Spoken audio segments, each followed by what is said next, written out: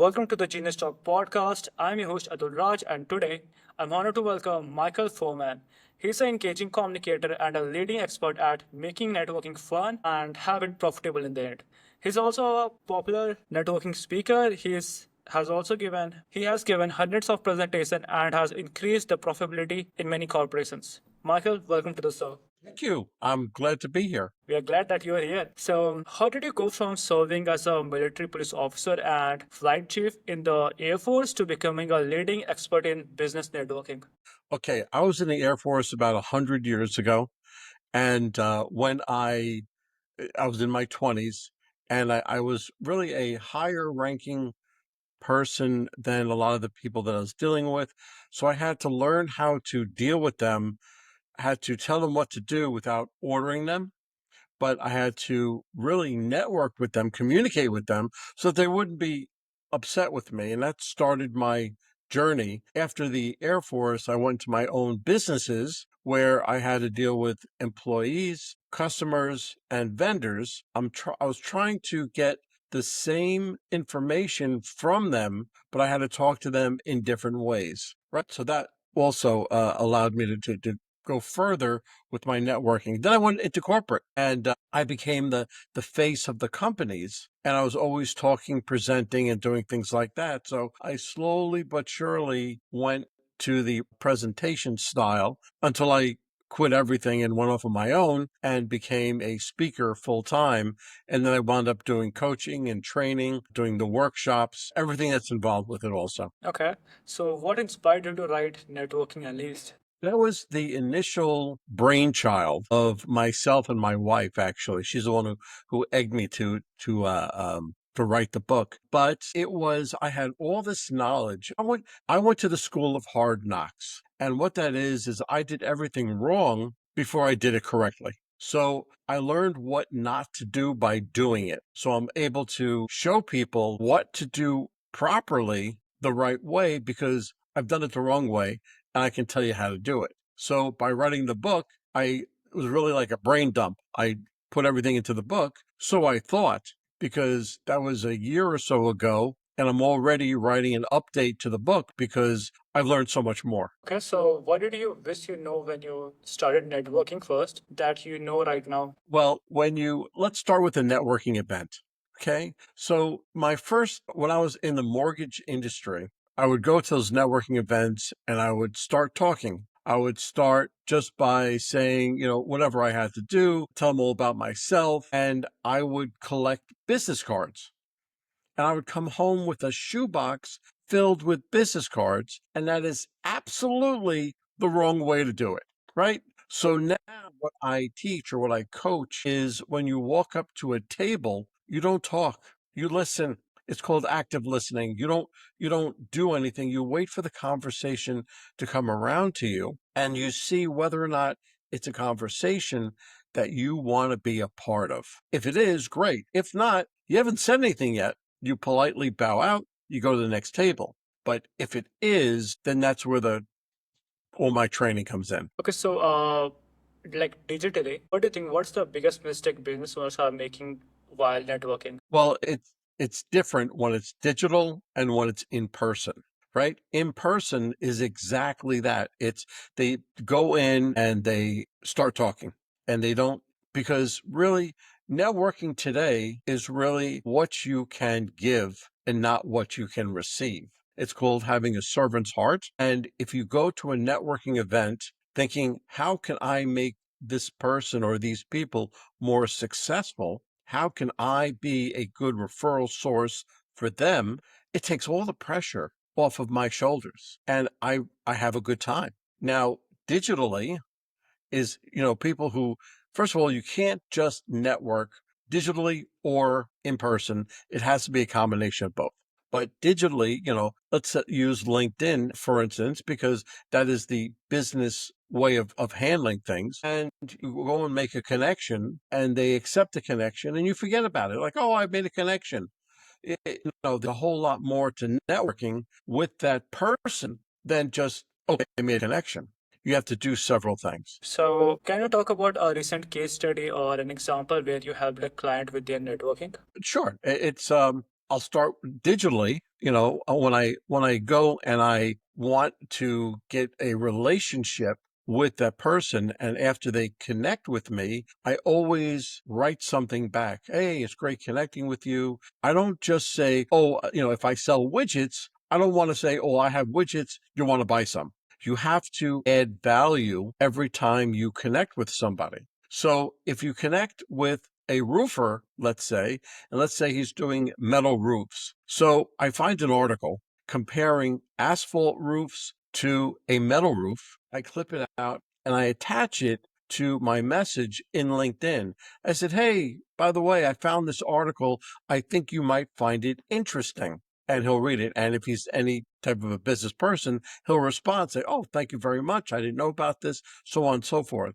So, and you do that 2 or 3 times and you get a relationship with this person, because let me backtrack.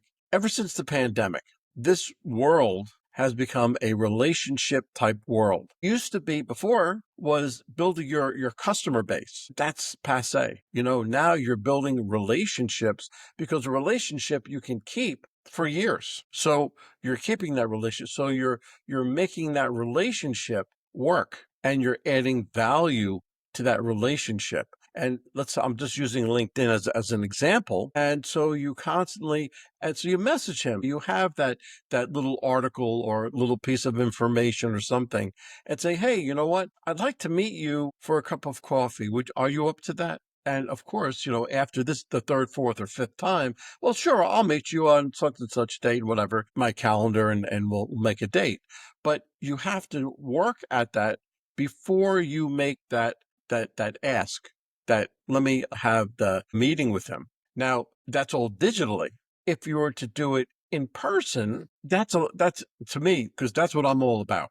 I'm all about the in-person networking. So there's a whole big long, I go through a whole big long line of what you have to do, but let's go back to the table, and you wait for that conversation to come around. It does come around, and you do want to be part of the conversation, something, and you say something brilliant, of course, because you want your message to stand out. And all you are looking for is somebody to respond. Like, what was that? Or, well, how did you do that? Or something else. Then you can divert your attention to those two people, let's say, and have them speak about themselves. I use something called FORM, FOR, family, occupation, recreation, and a message, right? I always have that in the back of my head, because when they're speaking, when they're talking, I'm looking for little signs of husband, wife, sister, brother, son, daughter, whatever the case may be.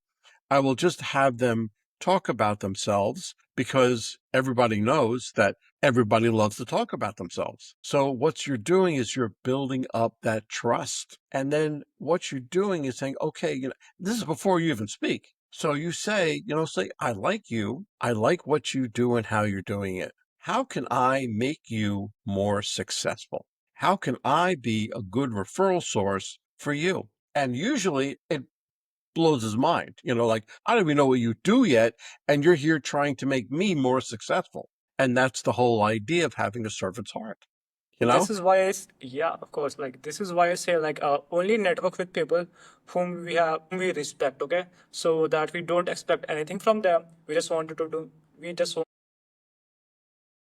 Absolutely. Absolutely. That gets rid of all the pressure off your shoulders, because if you're looking to give, well, who can I help today? Then that releases all the pressure on you. And believe me, what goes around comes around, because when you introduce two people or help somebody, they in turn feel obliged to help you as well.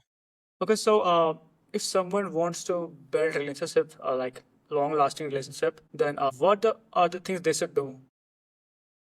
Oh, And what are the things they should not do? well, the list is so long on both sides, you have no Okay, idea. Okay. top two. Okay. Okay. So I'm a big believer in the follow-up. Okay, because that's Okay. where 90% of the people lose the position, lose the sale, lose the deal, lose the relationship. So my suggestion is, after you go to this 3 or 4 hour networking event, don't come back with a shoebox filled with cards. come back with 15 or 20 cards and email those people that night and just say, look, thank you for your time. This is Michael. Thank you very much for your time. I had a wonderful talk. We talked about XYZ, and I look forward to. I just wanted to say thank you. Just a thank you email, and right, and sign it and send it. The next morning, this is where the good part comes in. You have their business card. On the back of the business card, you've written the date, the name of the function, and something you spoke about. So you write a handwritten thank you note, a handwritten, and nobody does that anymore. But if you write that, you'll be surprised at how much of a response you get. Because could you imagine being the person that gets the thank you card? That gets like, look at this. It's not a bill. It's not an invoice. It's not anything. It's just a thank you card. And it says pretty much the same thing as you said in your thank you email, but it has a much bigger effect. Like Then you personally, when we used to do something like this, we are also giving them, chocolates, and if they like wine, we also send them wine along with the letter. Yeah, well, that's great if it's specifically the one person that you met with or something else. Then you can give a gift and everything else. This is if after you come back with a networking event and you have 20 cards, you're going to send out 20 bottles of wine. Too much. I don't know. It gets a little expensive after a while. Yeah. My suggestion always is, go to a networking event like every 2 weeks. So it'll get a little costly, but by doing that. But I have a story about that also. So in 3 days or so, when the mail has caught up, you send them another, if they haven't emailed you back yet, you send them an email, say, hey, this is Michael. I met you on such and such date at such and such an event. We spoke about XYZ. I was hoping to catch some time, do some business with you. Tuesday and Wednesday of next week seem to be open for me. How is one of those days? And that's it. And wait for that response. If they still haven't responded, wait about 3 days and say, hey, this is Michael. I met you at such and such date, such and such an event. We spoke about XYZ. Notice I do all of that at the top to remind them of our conversation and say, look, Tuesday and Wednesday, I told you we're free. Tuesday is getting kind of full. How's Wednesday? And send it off. Your percentage of getting a response is increasing every time. You will probably get a response, but if you don't, wait another 3 days and say, hey, this is Michael. I met you at such and such on such and such date at such and such an event. We spoke about XYZ. I told you Tuesday and Wednesday were kind of open, but they seem to be closed now. So if there's a better day for you, please let me know, Michael. And what that did was it didn't close out the client. It just left it in his ballpark. It's kind of like a kiss off email, but not really. Then I take all of his information, I put it into my CRM, and I put him onto a drip campaign. Once a month, I send him an email. Okay. So tell me about the best networking experience you have. The best thing that I gave, in other words, And right? then, The best networking experience. Well, I really have a lot of them, but it was really the shocker was the people that I networked with. I created a relationship with those, but it was somebody that one of those people spoke to and said, you've got to meet Michael Forman because he's right up your alley. And I connected with that person and I got a very nice contract out of it. A speaking workshop, a virtual workshop, and I wound up coaching the C-suite executives on leadership. So it was a rather big contract. So it was really good, but that was really the best networking experience that I've had. that's really great. So who's your ideal client and what problem are they usually facing? Well, my ideal client really it's got four legs. I go after the mortgage industry, real estate industry, financial industry, and insurance industry. Why did I choose those four? Because those industries